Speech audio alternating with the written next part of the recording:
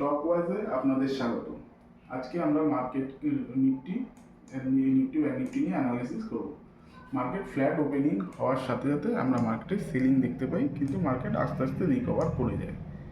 এরপরে ফার্স্ট হাফে market range bound থাকে। সেকেন্ড হাফে আমরা দেখতে পাই মার্কেট একটা সেম প্লেস থেকে সাপোর্ট নিয়ে বারবার মার্কেট উপরে উঠে গেছে এবং মার্কেট 23,400-এর উপর ক্লোজ দেয়। এবং এবার মার্কেটে কালকে কি প্ল্যান থাকবে সেই নিয়ে আলোচনা করব। মার্কেট ফ্ল্যাট বা গ্যাপ আপ ওপেন হলে আমাদের মার্কেটে বাইং প্ল্যানই থাকবে, কারণ মার্কেটে বাইরে একটা ভালো প্রফিটে চলে এসছে এবং মার্কেট বারবার সেলারদের মার্কেট থেকে বের করে দিয়েছে। সো মার্কেটে সেলারের এখানে থাকার খুব সম্ভাবনা কম এবং মার্কেটে বাইরে একটা প্রফিটে আছে। এবার মার্কেটে সামান্য ফ্ল্যাট বা গ্যাপ আপ ওপেন হলে আমরা মার্কেটে রেঞ্জ ব্রেকের সাথে সাথে মার্কেটে বাইং প্ল্যানই থাকবে।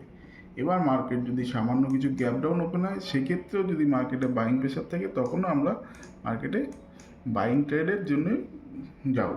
এরপর যদি মার্কেটে হিউজ গ্যাপ ডাউন ওপেন হয়, সেক্ষেত্রে আমাদের প্ল্যান থাকবে অন্য। মার্কেটে যেহেতু বায়াররা বারবার একটা সেম প্লেস থেকে বাই করেছে, সেহেতু যখন বড় গ্যাপ ডাউন হবে মার্কেটে বায়াররা ভয় চলে আসবে।